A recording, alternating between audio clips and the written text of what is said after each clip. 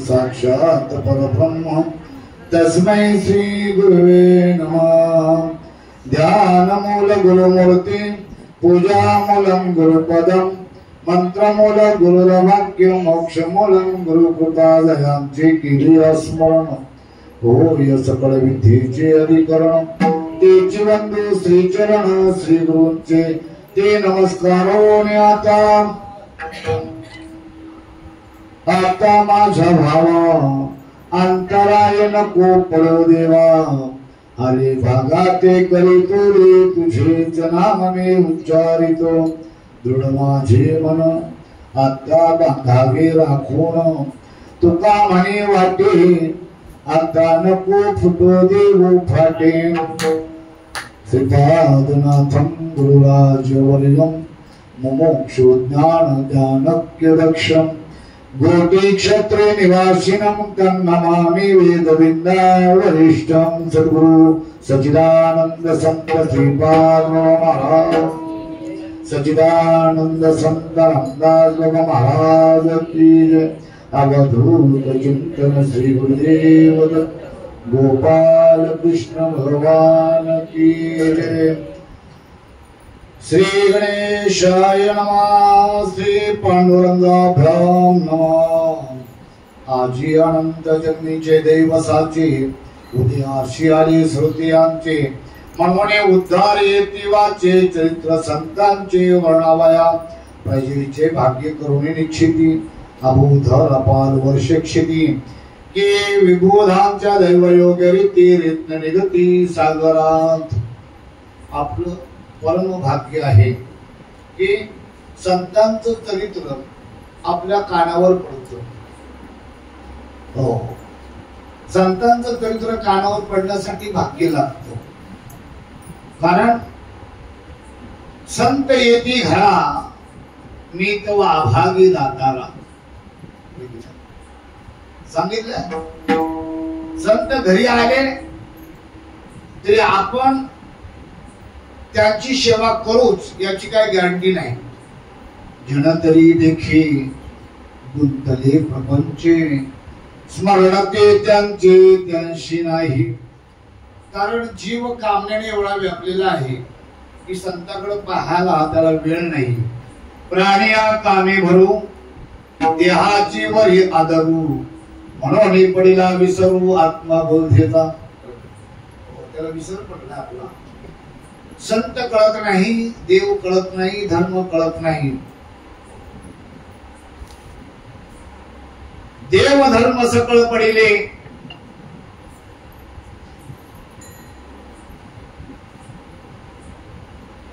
बाजूला होऊन गेलं सगळं आणि आपण आपल्याच परीनं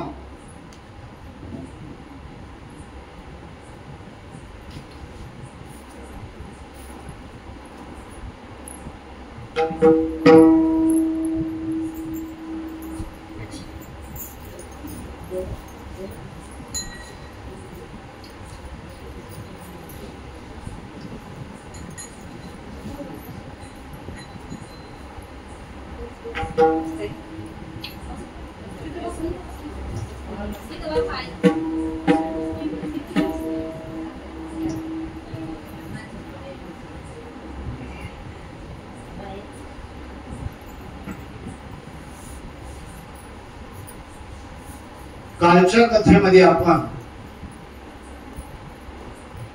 तुकोबारायांच्या जीवनामधील प्रसंग, शेतकऱ्याच्या घरी पाखरं राखण्यासाठी बसलेली माणसं, बरोबर ना? तिथंच होतो आपण. पाखरं राखण्यासाठी बसलेले तुकोबाराय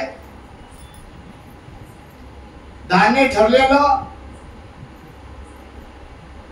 त्या धान्याच्या बदली त्या शेतकऱ्यानं माझ्या शेतात पाखरांनी सगळं खाऊन टाकलं, मी काय देऊ असं म्हटल्याच्या नंतर पंचायतीनं सगळं लोक पाठवले आणि ते धान्य बघितलं. ते धान्य पूर्ण ती कणस दाण्याने भरलेली होती.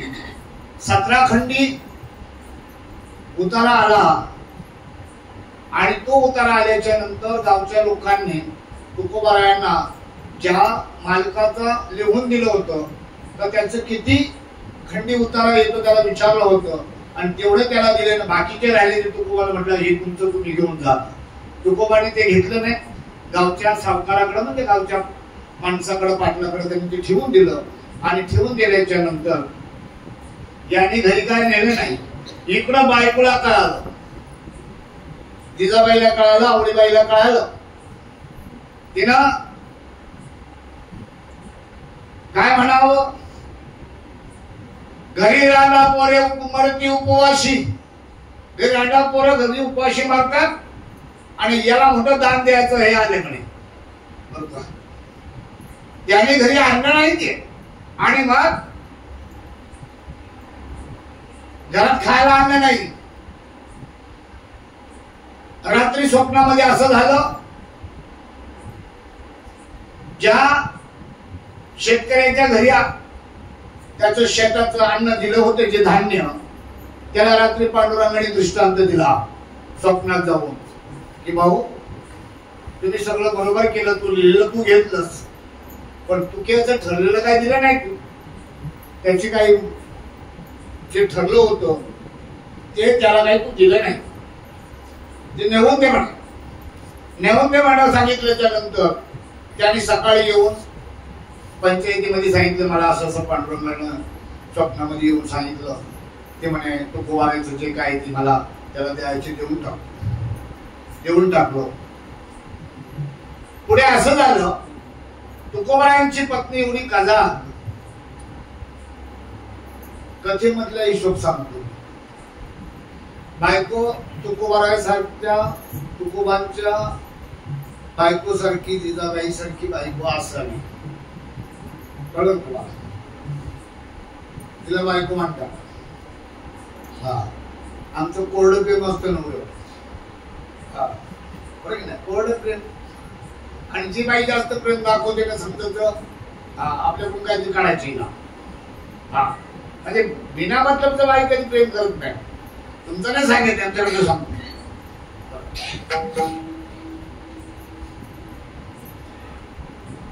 तुकोबारायनं सकाळी उठल्याच्या नंतर तुकोबारायना सुद्धा पांडुरंगाने सांगितलं आता काहीतरी करा काम. याने काम करायचं, काय काम करायचं. पण त्याने बघितलं बाहेर एक पडकं देऊळ आहे. ते देऊळ दुरुस्तीचं काम घेतलं. आता खोदलं तिकडे माती, काम चाललंय. तेवढ्यात मग गावातले लोक जमले. म्हटलं चला तुकोबाला मदत करा. आणि तुकोबाला मदत करायला लागले. तुकोबांच्या जीवनामध्ये असा बदल घडत गेला. तुकोबाला असं वाटायला लागलं का आता प्रपंच नकोच. नकोच. विठ्ठली हे चित्त प्रपंचापासून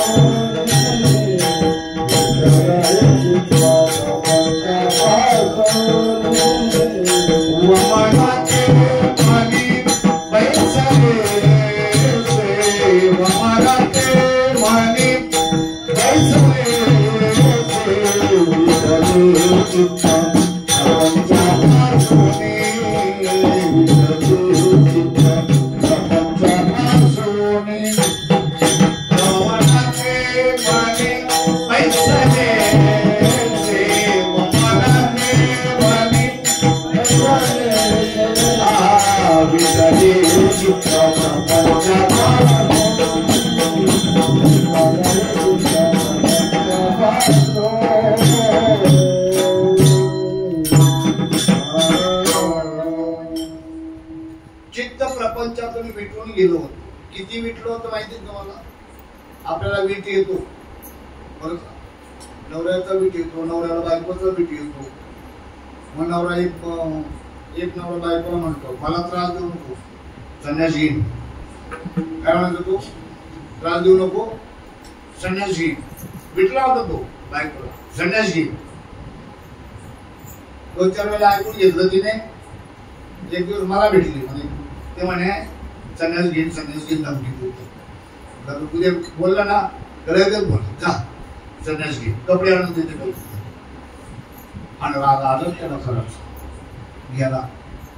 दिवसभर बाहेर राहिलं. शब्दात बाहेर जंगलात गेला तो आलाच नाही. गेली बायको इकडे नुसती तळमळत होती. खरंच गेला काय, खरंच गेला काय असं विसरून ठेवायचा बरं का. आणि त्रास करून घ्यायचा नसतो आपल्याला. पण तिने त्रास करून घेतला. तिला वाटलं गेला खरंच नवरा. संध्याकाळची हिची म्हैस घरी आली आणि हिच्या म्हशीचा शेपूट पकडून हा पण आला घरी.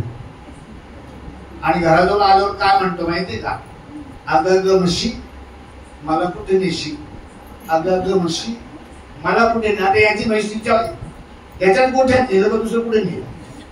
आमचं असं वैराग्य, आम्हाला असा वीट येतो. तुकोबाराय म्हणतात मला वीट आला प्रपंचाचा. पण किती वीट आला. वमन ते म्हणे बैसलसे. वमन म्हणजे ओकारी. ओकारी कुत्र्याने ओकारी केली ना मग आपल्याला पण ते पाहिल्यावर कसं बरं वाटतं बा. असं आहे का. ते पाहिल्यावर ओकारी येते. तसं तुकोबारायांना प्रपंच पाहिल्याच्या नंतर त्याची ओकारी यायची. आणि मग वैतागले आणि मग त्याच ठिकाणी विचार केला आता आपण भंडाऱ्या डोंगरावर जाऊन आपलं चिंतन करावं. कारण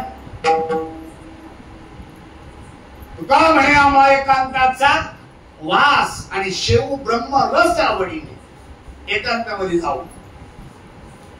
आणि मग गेले. आता गेल्याच्या नंतर जिजाबाई विचार करायला लागली, आता हे आपलं सुंदर ते ध्यान गेलं, पण एक प्रथा होती तिची, नवरा जेवल्याशिवाय जेवत नव्हती. बरोबर, तिची एक गोष्ट होती, नवरा जेवल्याशिवाय शिव्या द्यायच्या, पण तो जेवल्याशिवाय जेवायचं नाही. तिथून भाकरी घेऊन आणि छोटी पाण्याचा, तेव्हा भोपळ्यामध्ये पाणी घेऊन जायचं, भोपळा घेऊन डोक्यावर निघाल्याच्या नंतर वैद्याहूनच शिव्या देत देत देत देत चाललेली. पांडुरंगाने पाहिलं आणि ती त्याला शिव्या नव्हती देत, त्याच्याबरोबर देवाला शिव्या द्यायची. आपण कसं आपल्या नवरा दारू पिऊन आला का शेजारच्या भाऊला बोलतो, याने मेलेने शिकवलं माझ्या नवऱ्याला, म्हातारी तसंच बोलतो, त्यांनी शिकवलं माझ्या पोराला. तसं हे म्हणते, त्या काळ्या विठ्याने माझ्या वाट लावली संसाराची, याच्यामुळे माझं सगळं वाटोळं झालं संसाराचं, काय करावं.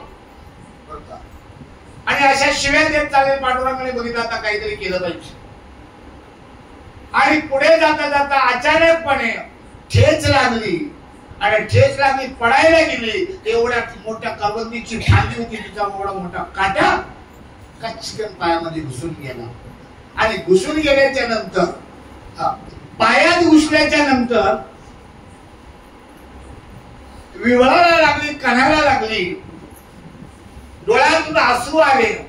पण नुसते अश्रू आले म्हणून नाही, तर तिने बघितलं ही पण करणी त्या काळ्याचीच असली पाहिजे, तो काटा त्याने जिथं टाकलेला असला पाहिजे. एक दिवस मला माझ्या हातात भेटू दे, मग मी उद्याचं पाहतो. आणि एवढ्यात भगवंत तिथं पोचले म्हणजे समोरच, समोर पोचले. काशे कशिला पितांबर, पितांबर आहे कमरेला, शेळा घेतलेला आहे, आणि गेले.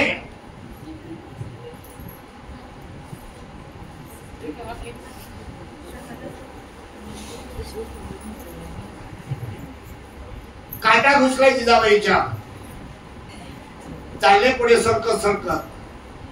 आणि जिजाबाईने पाहिलं, हा मेला तोच दिसतो, हा नक्की आलाय, माझ्या काटा टोचलाय, मी कशी, मला त्रास होतो हे पाहण्यासाठीच आलाय हा. आणि देवाला पाहिल्याबरोबर जिजाबाईने तोंड फिरवलं. तुम्ही नका तोंड फिरवलं, इकडं पहा. जिजाबाईने तोंड फिरवलं. तोंड फिरवल्याच्या नंतर भगवंताने बघितलं, मला हिला पाहावसं वाटत नाही, म्हणून ही तोंड फिरवते. मी ना तुला लय वाईट सवय बरं का. बघितलं हिला मला पाहावसं वाटत नाही हिला, म्हणून ही तोंड फिरवते. तिने तसं असं तोंड फिरवलं, भगवंत त्या बाजूला गेले.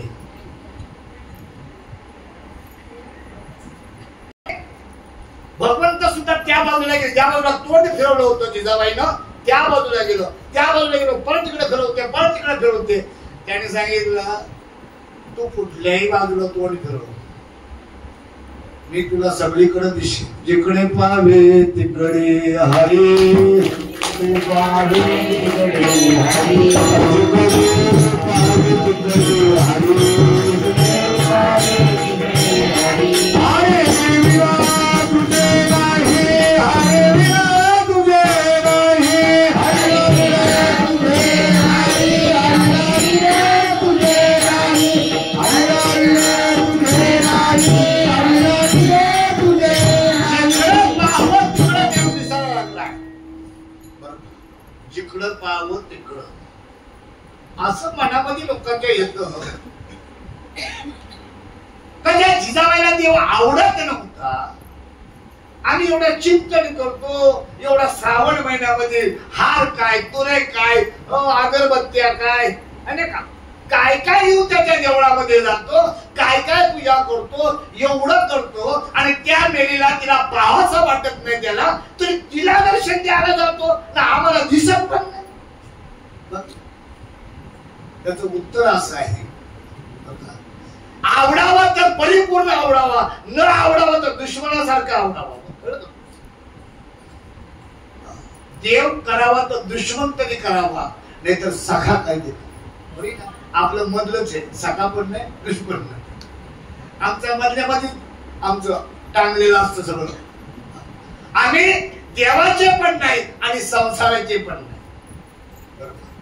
एक तर काय होतं माहितीये का, एक तर आपण काय असतो संसारामध्ये, काही लोक एवढे आळशी असतात ना, त्यांना संसार पण धड करता येत नाही. आणि संसार धड करता येत नाही, आणि त्याच्यात त्याला जर गुरु भेटला, संसार दुःख बोलू जवळ कडे असं जर त्याला सांगितलं, मग तो सांगतो लोकांना आपल्याला इंटरेस्ट नाही त्या संसारामध्ये, आवडत नाही आपल्याला. अरे येड्या तू आळशी आहे, कळलं का? हा, आधीच आळशी, वरी गुरुचा उपदेश. काय सांगितलं? एक तर पहिलेच आळशी आणि वरून गुरुचा उपदेश मिळाला, तर मग अजून उदाहरण येतं आळसाळा. तुकोबाराय माझ्या नाव सांगितलं, आळशी मंदमती. आळशी लोक करणार नाही. आपण घरात कामाला पण आळशी आणि चिंतनाला तर मग आळशी, चिंतन करत नाही. एक तर मला म्हणे बाबा नुसतं जांभळाचे तर, मग तिला सांगावं लागतं, त्याला सांगावं लागतं, जांभळी सुद्धा ना चिंतनाचाच भाग आहे. कमीत कमी जांभळी दे पण कर. कळलं का तुम्हाला? जांभळी येऊ दे ना पण कर ना, काहीतरी करशील तर कळेल काहीतरी. जिजाबाई तोंड फिरवते तरी तिच्या पाठीमागं काम सांगितलंय. रावणाला आवडत होता का? नव्हता. कंसाला आवडत होता का? नव्हता आवडत. पण जेविता निजता शेदेशी तोडीत, जेवताना झोपताना त्याला असं वाटायचं माझ्या अंतराच्या बाजूला येऊन बसलेला आहे. पण कृष्ण है ना, घाबरून जायचा तो, पण त्याला दिसायचा. पाणी पिताना पाण्यात दिसायचा, जेवताना घासामध्ये दिसायचा. आला आला आला मज मारा वया असा बोलायचा कंस. देवाची भक्ती करत होता का? नव्हता करत. पण देवाला कधीच विसरत नव्हता. कळलं तुम्हाला? तो त्याच्याच ध्यानात. तुका म्हणे भये लागले शे पिशे. तुकोबारा म्हणतात त्याला भीतीनं पिस लागलं होतं. आम्हाला पिस लागतच नाही. आम्हाला संसारात पिस लागतो. लागतं की नाही? आम्हाला पिस लागतं ना, पण संसारात लागतं. देवाचं पिस लागत नाही. आणि देवाचं पिस लागलं तर वेळी झाले सद्गुरूची वेळी झाले.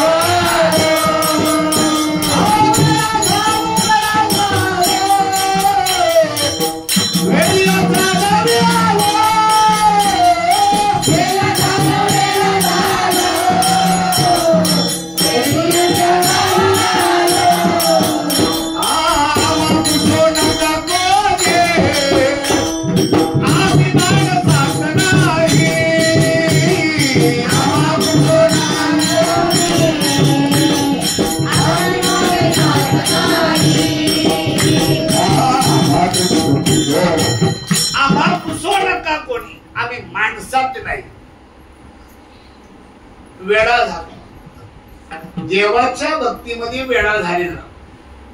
जिजाबाई बघादळ होती, पण तो बघायला नावाचा. तिनं तसाच उठून तो काटा काढण्याचा प्रयत्न केला, पण काटा काय निघत नाही. भगवंत म्हणतात, बाई मी काढतो काटा. मी बऱ्याच जणांचे काटे काढले, कळलं तुम्हाला? आपला पण एक दिवस काटा काढू शकतो. कळलं का? तिचा काढला तसं नाही, आपला साप काटा काढून टाकला. कळलं ना? तो म्हणतो भाई मी काटा काढतो ना. ती काय म्हटली माहितीये का? माझ्या नवऱ्याला नादी लावला तेवढा बस आहे, माझ्याजवळ गुळगुळू काही करू नको. मला तुझं थोबाड सुद्धा पाहायचं नाही, तू जा इथून. म्हणे बाई मी तुझ्या नवऱ्याला काय माझ्या नादी लावलं का? मी नादी नाही लावलो. मी काय करतोय का? तुझाच नवरा, त्याला राखण करायला बसवलं तिथं, त्यांनी पाखरं हाकलायची ना. माझा काय दोष आहे त्याच्यात? नाही. तो भजन करत बसला, मी त्याला बोललो भजन करू म्हणून नाही. मी कोणाचं काहीच करत नाही बाई, मी कोणाचा दुश्मन पण नाही आणि दोस्त तर नाहीच नाही. मी काहीच करत नाही. मी त्याला काही भरवलं नाही, त्याला काही प्रपंचातून काढलं नाही. तो त्याचा तो करतो, कसंही करून. जिजाबाईचा काटा काढला तरी काय, काढला नुसता काढला नाही. बघा काटा काढणारा ना असं करतो ना, तिच्या पायाशी जीभ लागली, असं पाहिलं मग काटा काढला. जिजाबाईच्या पायाला ज्यानं त्या परमात्म्याने या विश्वाचा मालक त्याने जीभ लावली. जिजाबाई किती महान असली पाहिजे, किती महान असली पाहिजे. तुका म्हणे सत्य कर्म व्हावे साह्य. तुकोबाला भजन करत होते, रागवत होती प्रपंचासाठी, पण नवऱ्यावर रागावून सुद्धा मग तो भोका राहता कामा नाही. म्हणून बघितलं तुम्ही 4 किलोमीटर आहे तिथून देहू पासून भंडारा डोंगर. किती लांब आपण जातो ना भंडारा डोंगर, गेला का तुम्ही? नाही. चेंदेश्वर गेले ते डोक्यावर हातवर करायला मी घेऊन जाणार तुम्हाला. तरी ती भगवंताला धड बोलत नाही. पुढे ती चालते, देव पाठीमागे चालतात. भंडारा डोंगरावर गेले, भाकरी होती एकच, त्याच्यामुळे चटणी कांदा काय असेल ते, आणि पाणी तर पडलंच होतं खाली. काटा लागला त्यावेळेला, काटा कोसला त्यावेळेला पडलं होतं. आणि पुढे गेले आणि तुकोबाईंनी पाहिलं, त्यांनी पाहिलं निवलेच्या बरोबर साप कसा काय, मुक्साच्या बरोबर साप, अमृताच्या बरोबर विष.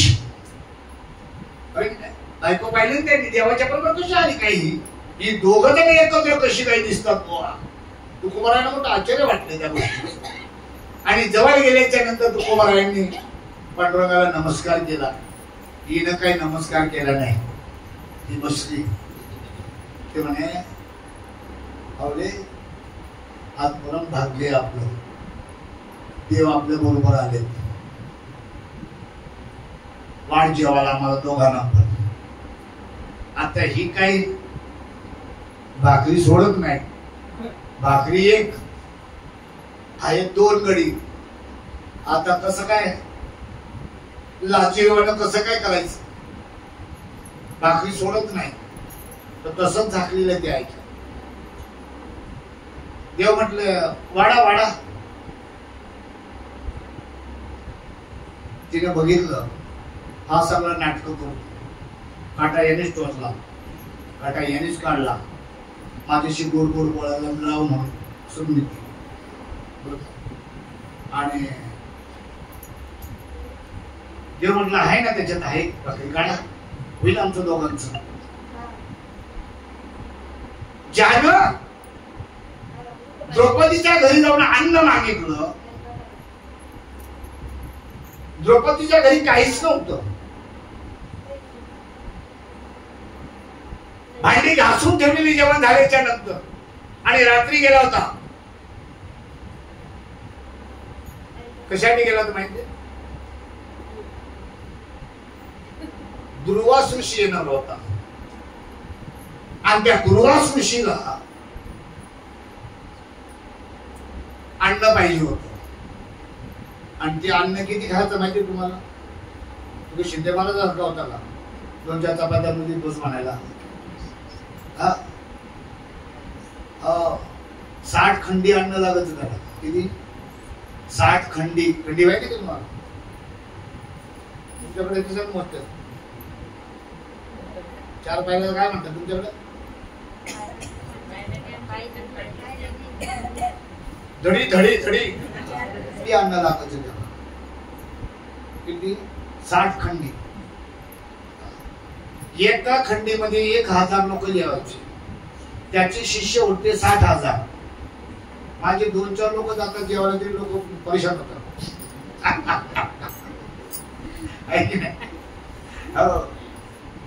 60 खंडी अन्न लागत त्याला. आणि तो जेवायला येणार हे भगवंताला कळालं द्रौपदीच्या घरी. म्हणून तिच्या घरी गेला, तिला म्हटलं काहीतरी अन्न दे, मला जेवायला भूक लागली. तिने सांगितलं रात्री आता 11 वाजले, तू जेवण, आम्ही जेवण करून आणि भांडी घासून ठेवलेली आहेत, आता कसलं काहीच नाही दिलं.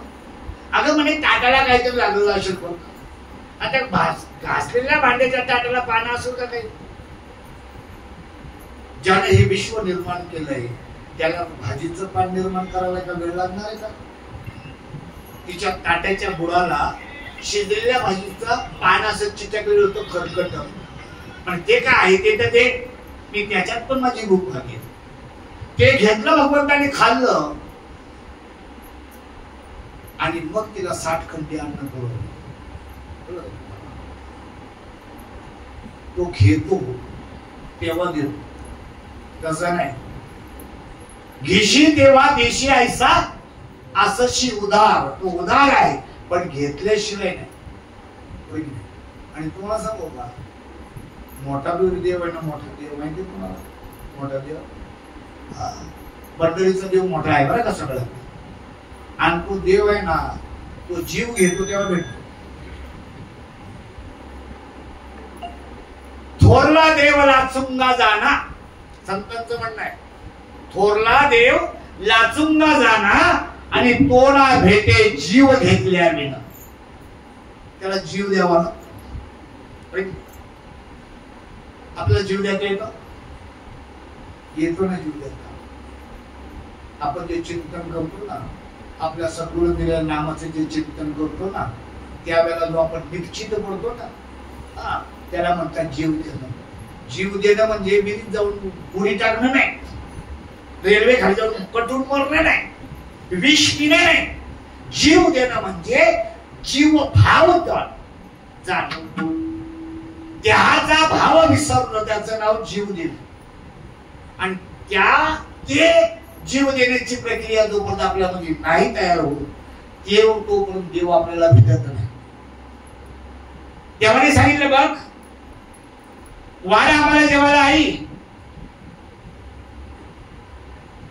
तिनं वरचा कपडा सोडला, भाकरी अशा बसलेल्या दिसल्या. तिनं पाहिलं देवाकडं आणि मनात काय म्हणते, असंच जादू मी तो काहीतरी करतो. माझ्या नवऱ्यावर अशीच काली जादू केली. जादूगर येतो बरे की नाही. पण तिने म्हटलं आता बोलण्यात काय फायदा नाही, जाऊ दे. जेवायला घातलं, देवाला जेवायला घातलं. आणि मग जाताना देवाला म्हणाली, माझा नवरा तुझा नाद सोडत नाही, पण तू तर माझ्या नवऱ्याचा नाद सोडू शकतो ना, का नाही सोडू शकत? माझ्या नवऱ्याचा नाद तू सोड बर का, असं सांगितलं. आणि मग खाली उतरली, नवऱ्याला घेऊन आली खाली. नवऱ्याला खाली घेऊन आल्याच्या नंतर तुकोबाराने सांगितलं, बरं का, असं काय देवाला काही बोलत जाऊ, देवाला असं काय बोलत जाऊ नको, माझा देव चांगला आहे, बरं का. तुकोबाची कांता सांगे लोकापाशी,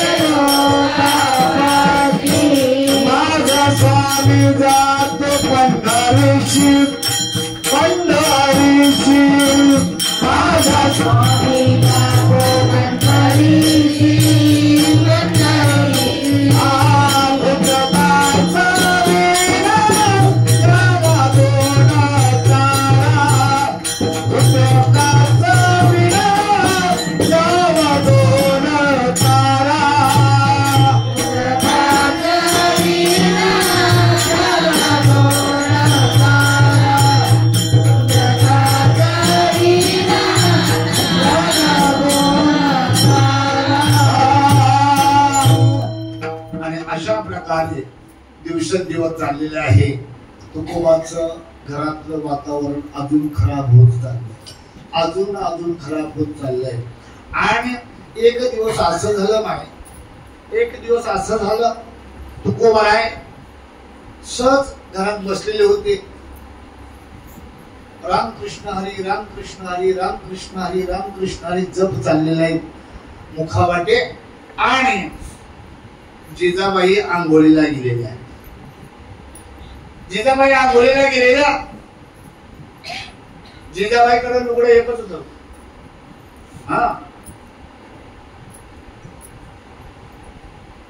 आपल्याकडे लुगडी म्हाताऱ्यांची पेटवायला ठेवली, मला वाटतं लाकडाची गरजच नाही, लुगडी ठेवली तरी पेटेल मला.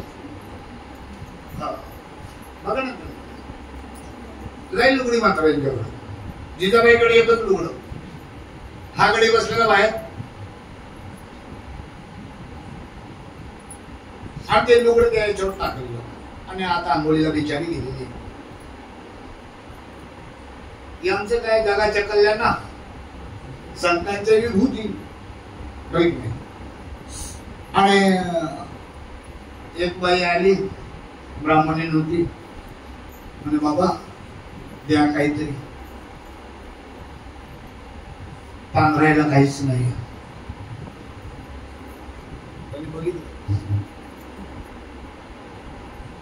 तिला म्हटलं घ्या. म्हणजे कुठे आवाज करून घ्यायचं, निघायचं.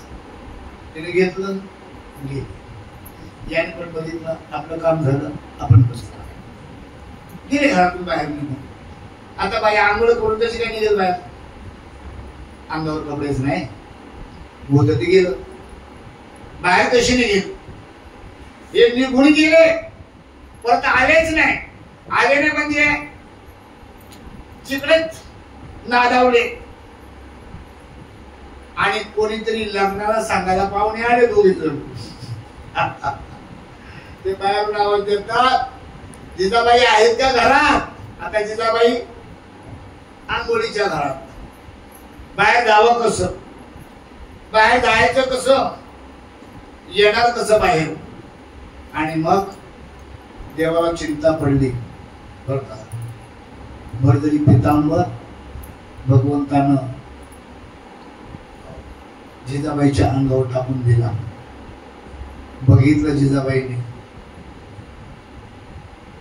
जिजाबाई म्हटली, मी आता अशा जागेवर उभी आहे तर तिथं तुला शिव्या पण मला आता देता येत नाही. तू असं समजू नको की मला राग नाही आलेला. मला म्हटली, देवाला आता मला गरज आहे, पण गरज जरी असली ना तरी पण मला अत्यंतिक गरज असल्यामुळे मी गप्प आहे. मी काही वेळानं तुला पाहणार आहे. आणि ते भरदरी लुगडं नेसून जिजाबाई बाहेर आली आणि पाहुण्यांना आदर तिथे केलं. ते म्हटलं या आमच्याकडे कार्यक्रम असं तसं. आता हिने विचार केला घरी जायला आपल्याकडे आहे काय तर जावं कोणाकडं, पण सांगता येत नाही ना. घरची परिस्थिती सांगितली नाही कोणाला, घरात काय चालले सांगितलं नाही.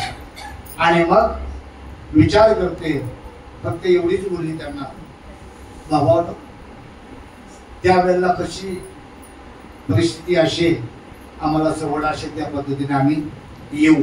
जी निघून गेले. पण शेजारी पाजारी जवळ आले, बघितलं जिजाबाईनं असं लुगडं नेसलं तर ते लुगडांचं लुगडं कुठं दिसत नाही बुवा. श्रीमंताच्या घरात सुद्धा असं लुगडं नाही, असा थाट. आणि त्यावेळेला सगळे बोलायला लागले जिजाबाई तुकोबाचं लय छान लक्ष बरं तुमच्याकडं. आता तुकोबा थोडंफार तरी संसाराकडे ध्यान देतात असे म्हटले बरं का. थोडं तरी तुकोबाला तुमच्याकडे ध्यान देतात असं म्हटले. आणि जिजाबाईने तो संध्याकाळ परत वेळ काढली आणि तुकोबाला संध्याकाळी आले. आल्याच्या नंतर घरी आल्याच्या नंतर बघते तर एकदम रममान झालेले तुकोबा. आणि त्याने विचारते का माझं लुगडं कुठे गेलं. बर का तुकोबा मौन सर्वथा साधर्म, बोललेच नाही. बोललं आग लागेल त्यापेक्षा काही बोलले नाही, गप्पा बसले. जिजाबाईने सुद्धा पाहिलं का नको काहीतरी आता वेळ झालेली जेवणाची, थोडं दोन घास त्यांना खाऊ दे कुठून तरी आले. दोन घास बनवले आणि फक्त एवढंच बोलले. सकाळी उठल्याच्या नंतर एवढंच सांगितलं, अहो ऐकता का संसारावर लक्ष नाही, मला याच्यावर लक्ष नाही, सगळं काही तुमची लक्षणे वेगळीच दिसतात, पण एवढं काम करा. तुमच्या बापाची पुण्यतिथी उद्या म्हणजे आज, आज तुमच्या बापाची पुण्यतिथी आहे. कमीत कमी नैवेद्याला काहीतरी घेऊन या. निघाले, बरं येतो म्हणे. गेले. आता गेले तर यांना कोणीतरी कामालाच लावलं काहीतरी. यांचं कसं होतं, कोणीच काम सांगितलं तर ते करायचं. आणि लागले कामाला, विसरून गेले. घरी नैवेद्य द्यायचे, बापाची पुण्यतिथी करायचे वगैरे सगळं विसरून गेले. भगवंताला दया आली. भगवंत सगळं सामान घेऊन तुकोबाचं रूप घेऊन घरी बायकोला म्हटले बनवा, मी जरा मोठी भांडी घेऊन येतो, सगळ्या गावाला जेवण भरलं म्हणे. बरं की नाही. ती बघतच राहिली. एक वेळाचं जेवण मिळत नाही. आज सामान आणायला सांगितलं, अख्ख्या गावाला जेवायला खायला भांडी आणायला चाललं आहे बरं का. ते म्हणते असू दे आता काहीतरी असे. गेलं ते भांडी घेऊन आलं, पण भगवंत स्वतः भांडी घेऊन आले. स्वतः भांडी घेऊन आले. नुसते भांडी घेऊन आले, ती खरकटी भांडी इंद्रायणी त्यांनी धुतली आणि घेऊन आले. स्वयंपाक केला, घरोघरी प्रत्येकाला जाऊन अवतार दिलं. लोक विचार करायला लागले, तुकोबाची बायको तर रोज भांडते, खायला नाही प्यायला नाही, आणि तुकोबाच्या घरामध्ये आज पुण्यतिथी बापाची करायला ना, गाव जेवण करायला लावले. म्हणजे आता तुकोबा काहीतरी संसारामध्ये डोकं घालायला लागलं. लोक आले ना जेवायला, सगळे लोक जेवून वरून तूप वाढायला. पण भगवंत रूपी तुकोबा तूप वाढायला, तूप वगैरे सगळं टनाटन. म्हणजे तुम्हाला सांगतो लाडू वगैरे काय असतील, गोड धोड सगळं होतं नाही. आणि सगळं होतं. आता आमच्या 2-4 जण आम्ही जेवायला गेलो एक ठिकाणी, जेवण नव्हते, पण गुलाबजामुन बघितलं जेवले. बरं की नाही. आम्ही गेलो एक ठिकाणी जेवायला, पण म्हणे भुकच नाही, भुकच नाही, भुकच नाही. बघितलं अन्ना चपाती. बरं की नाही. भूक नाही तरी पण चपाती कशी काही घेतात आहे नाही. आणि मग एवढं सगळं गोडधोड वाढलं, सगळं जेवण लोक तृप्त झाले. आणि तुकोबाला म्हणतात ना ते भगवंत, तुकोबाच्या रूपामध्ये म्हणतात, मी आता ज्यांची भांडी आणली ती भांडी देऊन येतो. बरं का, देऊन येतो बोलल्याच्या नंतर गेले भांडी घेऊन. भांडी घेऊन गेले, तिकडेच गेले, परत आले नाही. हे संध्याकाळी सुंदर आहे ते ध्यान घरी तुकोबार आहे बरं का. काहीतरी असं एवढंसं काहीतरी आणलं होतं त्या रुमालामध्ये बांधून घ्या, कारण काहीतरी नैवेद्याचं. येडं झाले का म्हणे, सकाळपासून ती भांडी द्यायला गेले होते, तिथून परत आता येड घेऊन आलं. काय फरक, भांडी द्यायला गेले, अख्ख्या गावाला आपण जेवण घातलं, तूप वाढलं तुम्ही. तुकोबाराने ओळखलं, हा माझ्या पांडुरंगाने सगळं केलं बरं की नाही. जेव्हा जेव्हा बघावं त्यावेळेला पांडुरंग माझं सहाय्य का करत असतो बरं का. आणि मग लोक विचार करतात एवढा पांडुरंग यांना सहाय्य करतो, मग यांना परत परत लोकांच्या दारामध्ये काय जावं असं वाटतं. त्यांनी सांगितलंय भगवंत मोठा नाटकी आहे बरं का. तो आज देईल का उद्या देईल परवा सांगता येत नाही. तो नाटकी आहे, मायावी आहे. त्याच्यामुळे तर आज इथं आहे, उद्या तिथं आहे, परवा तिथं आहे. तो कळत नाही. श्रीखंड बनवत 36 वर्ष नागबाबांच्या घरी जाणे, चंदन उगाळलं, पण त्यांना पत्ता लागू दिला नाही. मी तुझ्या घरी चंदन उगाळायला आलो, तिला लागू नाही लागू दिला. तो मायावी सूत्रधारी आहे, नाटकी आहे, त्यांनी लागू दिला नाही. तुकोबाराय म्हणतात बाबा बस झाला देवा, तू शिंदलाच माझ्यासाठी, आता नको करू माझ्यासाठी काही. आणि मग एवढं वैराग्य निर्माण झालं तुकोबारायांच्या ठिकाणी, एवढं वैराग्य निर्माण झालं तुम्हाला सांगतो की बाबा बरं का, कोणी काही सांगितलं काम ना तरी करायचे, काही पण सांगू द्या. लहान लेकरांनी सांगितलं तरी करायचे. एकदा काय झालं, एक म्हातारी होती बरं का, एक म्हातारी होती, तिला दुकानात जायचं काहीतरी काम होतं, तर ती दुकानात जाताना फक्त चालवत नव्हतं तिला, म्हणून हे गेले आणि म्हणे आजी तू माझ्या पाठीवर बस, मी तुला बाजारात घेऊन जातो. ते म्हटलं नको पाठीवर बसू, पण तू एक काम कर, मी तेल आणायला चालली होती, तेवढं तेल फक्त मला घेऊन आणून दे.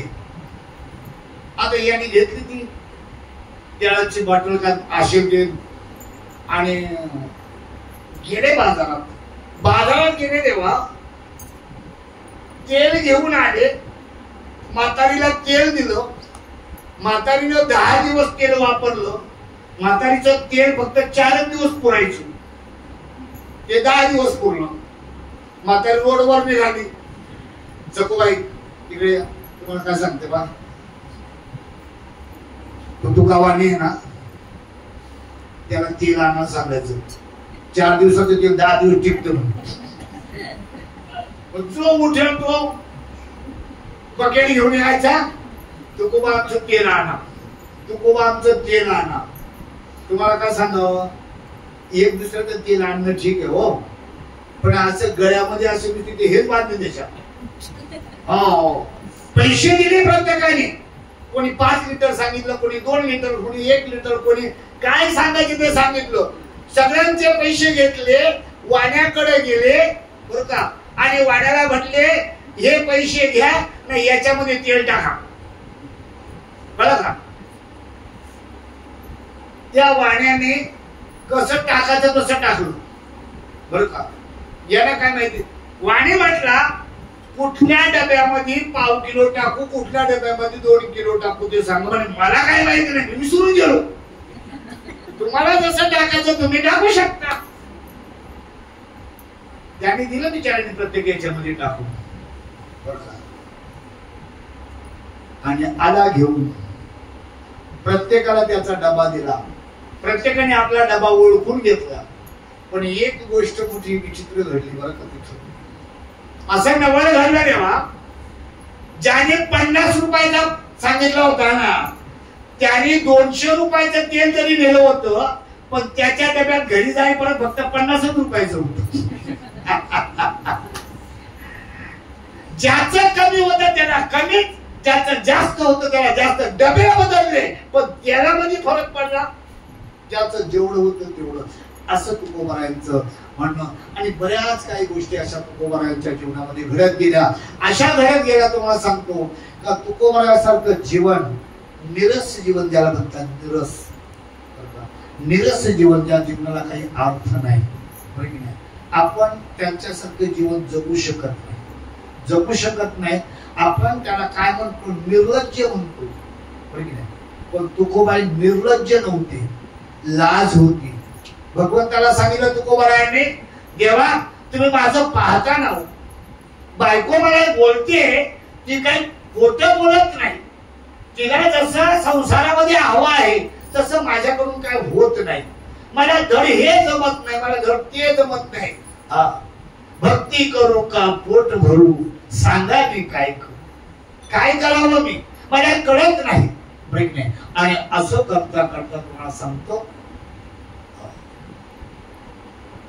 बायकोने सांगितलं एक दिवस, बरं झालं म्हणे, पहिली बायको तुमची, आमची बहीण माझी मेली ती बरी झाली, कधी सुटली तरी. माझं प्रारब्ध असं आहे का मी अडकून गेली तुमच्यामुळं. बरं, घरामध्ये विठ्या आणि एक नाद्या नावाची 2 पोरं, बाकीच्या 2 पोरी होत्या. त्या पोरींचं लक्ष असंच होतं संसारामध्ये. पण ही बापाची शक्कल घेऊन आलेली, हे दोघं पण, विठ्या पण आणि नाद्या पण. कोणी काय मागितलं झटकून देऊन टाकायचे घरातून. ती आई त्यांना सांगितली, इथच्या घरात तुम्ही यायचं, त्या बापाच्या बरोबर तिकडे पळा, आमच्याकडे काही येऊ नका. आणि असं करता करता तुकोबारायांचं जीवन अशा पद्धतीनं बनत गेलं, अशा पद्धतीनं बनत गेलं. आणि एक दिवस भगवंताने सांगितलं स्वप्नामध्ये, का आता तू बरंच काही केलंस, आता जरा पंढरीच्या वारीला चल. आणि मग पंढरीच्या वारीला जाणं येणं चालू केलं. संतांची सेवा करावी, ज्याचं भेटेल त्याचे पाय चेपावे, बरं का. कोणाच्या पायाला तेल लावं, कोणाच्या डोक्याला तेल लावं, कोणाचं अंग दाबून द्यावं, काय काय काय काय काय काय जी सेवा भेटेल ती करावी. अशा पद्धतीनं जीवन विशेष तऱ्हेनं त्यांनी सांगितलं की बाबा रे, मानसिक पूजा त्यांच्याकडून होत गेली, आणि वेगवेगळ्या प्रकारचं पूजन त्यांच्याकडून झालं. आणि त्या पद्धतीनं तुकोबारायांच्या अंतःकरणामध्ये विशेष असा भाव तयार होत गेला. कुठल्याही प्रकारचं जीवनामध्ये काही कमी राहिलं नाही, त्यांच्या काही कमी राहिलं नाही. तर भक्ती मार्गामध्ये जेवढ्या गोष्टी असायला हव्या होत्या तेवढ्या गोष्टी त्यांच्या मनात निर्माण झाल्या अंतःकरणामध्ये. आणि मग एक दिवस त्यांनी भगवंताने सांगितलं, का आता थोडेसे अभंग लिहायला सुरुवात करा. आणि मग तुकोबाराय थोडस ज्ञानेश्वरी वाचायचे, नाथ भागवत वाचायचे, भावार्थ रामायण वाचलं, संतांचे नामदेवांचे अभंग तोंडपाठ केले. आणि एवढं वाङ्मय वाचून झाल्याच्या नंतर भगवंताने सांगितलं, तर तुमचं काहीतरी करा. कारण स्वप्नामध्ये तुकोबारायांना नामदेवाचं दर्शन घडून दिलं भगवंताने, आणि सांगितलं हा नामदेव आहे, आणि याने नसलेले काही अभंग आहेत आणि राहिलेले जे आहेत ते आता तुला कळायचे. आणि अशा पद्धतीनं त्यांनी सांगितलं. आणि तिथपासून माझे तुकोबाराय कीर्तन करायला सुरुवात केली. तुकाराम तुकाराम तुकाराम तुकाराम तुकाराम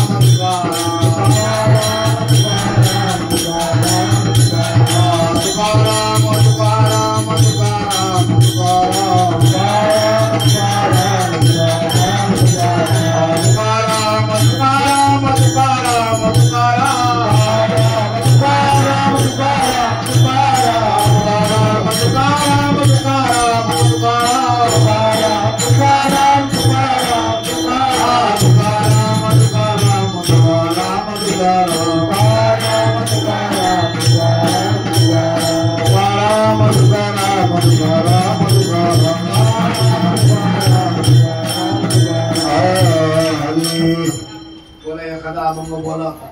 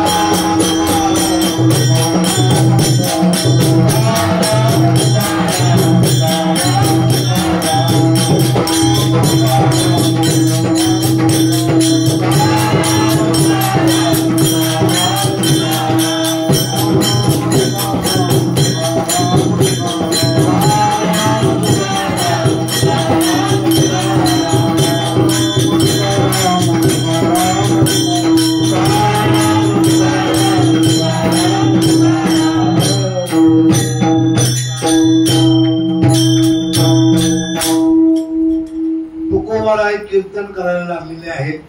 कीर्तन करत असताना श्रोत्यांची मन, श्रोत्यांचं अंतःकरण गदगदून जायचं. बरीच मंडळी कीर्तनाला यायची, दिवसभर लोकांची सांगितलेली कामं करायची आणि रात्री कीर्तन करून त्यांचं मनोरंजन करायचं. आणि सांगत असताना लोकांच्या मनावर परिणाम होत चालला. आणि त्याच काळामध्ये असं घडलेलं होतं का त्या गावामध्ये, देहू गावामध्ये पुण्याचा एक ब्राह्मण मंबाजी बुवा गोसावी त्या काळामध्ये देहू गावात राहायला आलेला. आणि त्याने पाहिलं याला संस्कृत येत नाही, काहीच येत नाही. आणि काही येत नसताना आणि आपलं कीर्तन करून लोकांना ज्ञान सांगतो, त्याच्यामुळे तो त्याच्यावर जळायला लागला. आणि एवढा जळायचा की याचा अपमान करण्याची मला कधी संधी मिळते असा त्याचा डाव असायचा. एक दिवस त्यांनी काय केलं,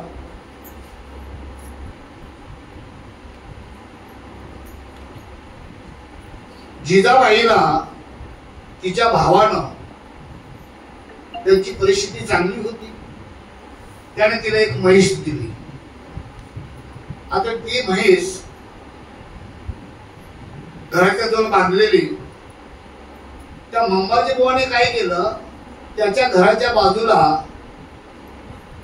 काही नवीन नवीन झाडे लावली आणि त्याला असा कंपाऊंड केलेला होता कुडाचा. कुड माहिती ना तुम्हाला, कंपाऊंड कुडायचा. आणि तो कंपाऊंड केलेला, नवीन झाडं उगवलेली.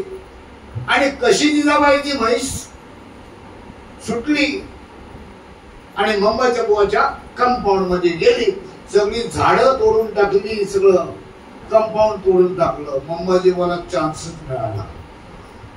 मंबाजी बुवा जाताना, तुकोबाराय कीर्तनाला जाताना त्या रस्त्यामध्ये काट्याची झाडं टाकली, बाबळीची असेल, तोडून फांद्या टाकून दिल्या. तुकोबारायांनी सगळं उचलून बाजूला केल्या. आणि तेवढं कारण त्या मंबाजी बुवाला भेटलं. आणि मंबाजी बुवानं त्याच काटेरी असलेल्या काड्यानं तुकोबारायांच्या पाठीवर झोड उठवली. एवढं कारण मारलं.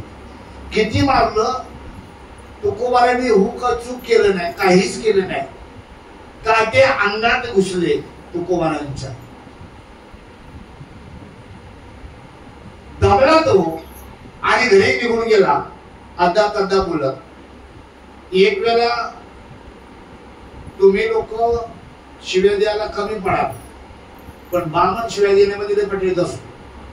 माहिती तुम्हाला, बामणाच्या शिव्या म्हणजे एकदम घाणेरड्या. त्याच्या जिभेला काय हाड नसतो. बोलण्यामध्ये बामण सगळ्यात खराब. जसं म्हणतात ना, गाय दूध देते पण तू खाते. कळलं ना तुम्हाला? त्या पद्धतीने मंबाजी बुवा एवढा घाणेरडा बोलायचा की लोक येऊन जायचे, आश्चर्यचकित व्हायचे. हा ब्राह्मण कसला आहे, कसला एकदम विचित्र माणूस आहे. आणि मग तो मंबाजी बुवा तुकोबारायांच्या कीर्तनाला यायचं बरं का, पण त्याचा डोक्यामध्ये त्यांना राग असायचा. आणि त्या दिवशी तुकोबारायांना मारलं आणि तो घरी निघून गेला. कीर्तन जोरात चालू झालं, तुकोबाराय सगळीकडे पाहतात, केवट नाही आले का असं तुकोबारायांनी बोललं तर अंबाजी बुवा दिसत नाही म्हणून. हा, आपल्या कसं कोण कोण येतात पोथीला असं आपण विचार करतो ना, तसं त्यांनी नजर फिरवली, अंबाजी बाबा दिसत नाही म्हणे. का अंबाजी बाबा काही आले नाही अजून? अरे याला मारणारच मगाशी. लोकांना म्हटलं तुम्ही भोजन करा, मी आलोच. आणि गेले अंबाजी बाबाच्या. अंबाजी बाबा का कीर्तनाला नाही आले तुम्ही? म्हणजे तुमचे हात दुखले का? हा, ते मला मारला, हात दुखले असतील ना, त्यांचे हात दाबून दिले, तेल लावून दिलं त्याला बरं का. आणि म्हटलं चला कीर्तनाला जाऊ. कीर्तनाला त्याला घेऊन आले बरं का. आता खऱ्या अर्थानं बघायला गेलो ना, आपण शांत आहोत, पण आपण शांत असतो असं असतं का? बगडा शांत दिसतो आपल्याला. बगडा माहिती तुम्हाला? बगडा नदीच्या कडेला बसलेला असतो डोळे मिटून. आपल्याला वाटतं किती शांतता आहे याच्या ठिकाणी, है ना? तो शांत नसतो, तो फक्त माशाची वाट पाहतो. कधी मासा येतो आणि त्याला गिळतो. पश्य धरून या मणी बक निश्चल राहिला ध्यानी, त्या शांती कोड माने अंतर्यामी सकाम. तो सकाम असतो. तसं तुकोबारायांचं नव्हतं, त्यांच्याकडे पूर्ण शांती होती. आणि मग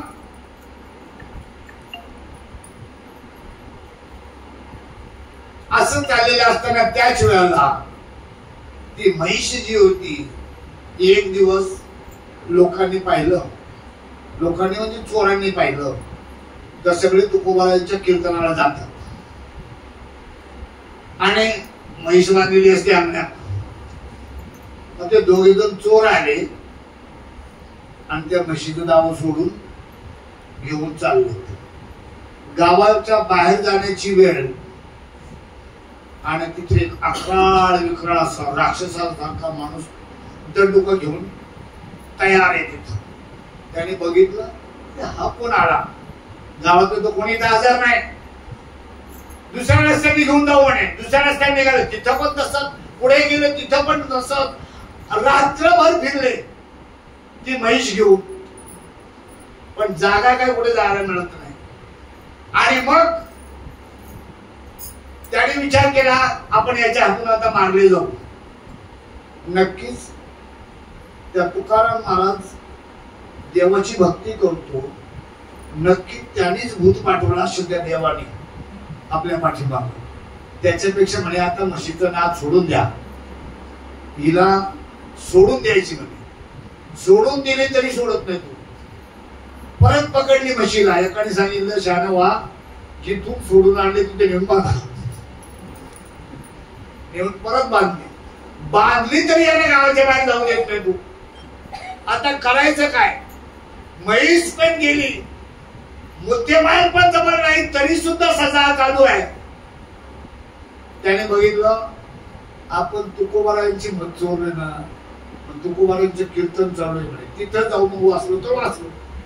तिथे गेले आणि तुकोबारायांना म्हटलं आम्हाला माफ करा. आणि काय झालं काय म्हणे, तुमची म्हैस चोरून चालवली होती, आम्ही रात्रभर फिरलो, पण कोणीतरी एक माणूस आहे त्याने ते आम्हाला अडवलं म्हणे. ते एकदम कसं तरी भूतासारखं आहे म्हणे, एकदम आखराळ विखराळ आहे, त्याच्या हातामध्ये असा दंडुका आहे मोठा, बरं की नाही, आणि तो गावाच्या बाहेर जाऊ देत नाही. तुकोबाराय म्हणतो असं आहे का? असं बसा काळजी करू नका म्हणे. तुकोबारायने डोळे मिटले आणि देवाचं भजन केलं, धावा केला. भगवंत तुकोबारायच्या डोळ्यासमोर आले. त्यामुळे देवा अरे इथे भजन चालू आहे, आम्ही कीर्तन करतोय, तुझं गुणगान करतोय, आणि तू जनावर बघायला लोकांची तुझी ती सवय पहिल्यापासून आहे ना, गुरं राखाची सवय. त्याच्यामुळे तू तिकडे गेलास की काय? अरे देवा इथे या, आता वेळ झाली आरतीची वेळेला तरी कमीत कमी या तुम्ही इथं. इकडे तिकडे काय करता? आले देव आले तरी पण देवाच्या हातात ते दंडुका होतच. लोक बघतात देवाकडं, तुमचं काम लय भारी, देव सगळं तुकोबाचं काम करतोय. आणि मग तुकोबाने भजन चालू केलं, भजन रंगात आलं, देव सुद्धा असे डोळायला लागले. तुकोबाने त्या चोरांना बोलू इकडे या, तुम्हाला जर म्हैस पाहिजे असेल गपचूप घेऊन जा म्हणजे आता इथे थांबलाय. याला काय म्हणायचं मग आपण आता? तुकाराम तुकाराम तुकाराम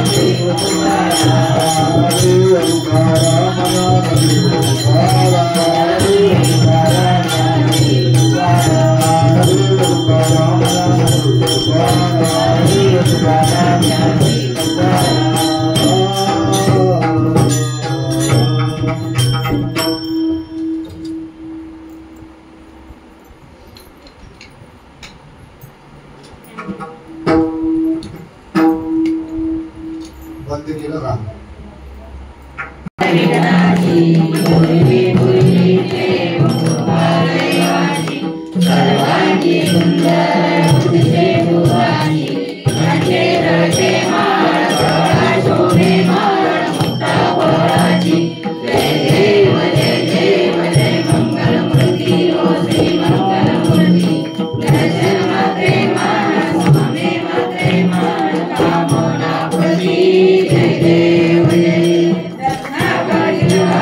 Jai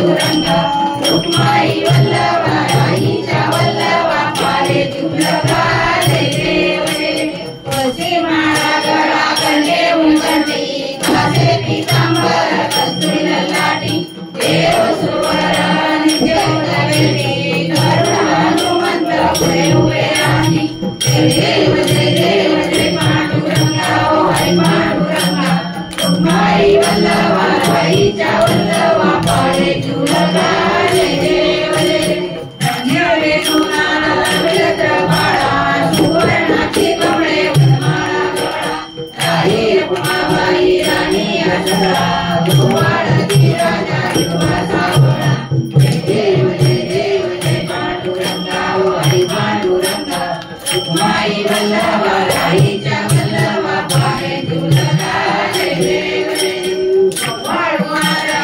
पंढाळेची चंद्रभागे मध्ये सोडूया देवी इंद्रा पदवा वैष्णवनाथी द्वारकेचा महिमा पंढरीचा महिमा वर्णवा देवी जय देव जय पांडुरंगा ओ हरी पांडुरंगा रुक्माई वल्लभा राईच्या वल्लभा पारे तुलका जय देव जय आषाढी कार्तिकी भक्तजनेची ओ साधू जनेची चंद्रभागे मध्ये समुद्र गर्दी दर्शन वेळामध्ये होय मुक्ती देवाची नामदेव माधवाची नामदेव भावे वाळती जय देव जय पांडुरंगा ओ हरी पांडुरंगा रुक्माई वल्लभा राईच्या वल्लभा पारे तुलका जय देव अरती ज्ञानराजा महादेवन देवा सेवकी संत मानवे देवा माता आरती ज्ञानराजा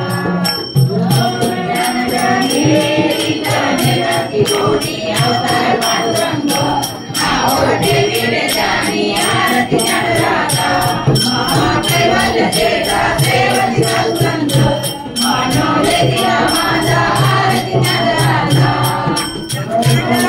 बोले विश्वब्रह्माची केले रामचंद्राची धरणी मस्तक टेकले आरती ज्ञानराजा महाकैवल्य देवा सेवकी संत मानवे देवा माता आरती ज्ञानराजा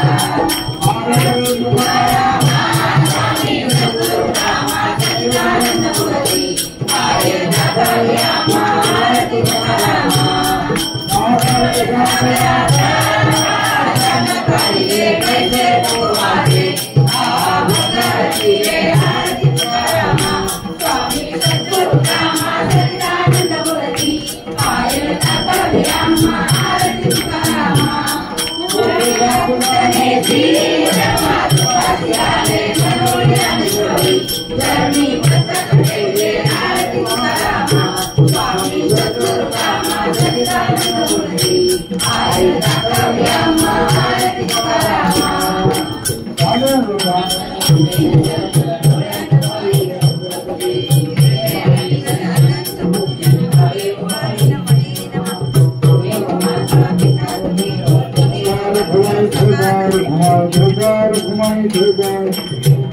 विश्वात्मके देवे आदित्यपुरुषाय पुरुषोन्मगजाय पसायरामहे जीवां जीवन्ति साधु या सद्गुरुदेवारो भूता परस्परे परहो मैत्रेयाति लोहितां चेति मेलधारु विश्वसर्वसुरसुरभावु जोगेराशीलविराहो वर्षद सकलमणि ईश्वराष्टाच्युमादियायि अनवरभूमरणि भेदोगा होता सदा कल्पतरुज्यलारो चेतना चिंतामणि देवारो भूलगे जयावा प्रियो शांति चरधर्म जयालांछन मातंग देवा बहिन देव सर्वै सदा सज्जना सोयो किं भवना सर्व सुखी पूर्ण भूमि देलोकी वजीवादि पुरखे अखंडे आदि वंतो तुझे विशेष योगी दृष्टा दृष्टि विजय होवावे हे कमले श्री विश्वेश्वरा हो हा होई दानव केवली ज्ञानदेव सुखिया झाला केवली ज्ञानदेव सुखिया झाला केवली ज्ञानदेव सुखिया झाला सुखिया झाला सुखिया झाला सुखिया झाला ओम शांति शांति शांति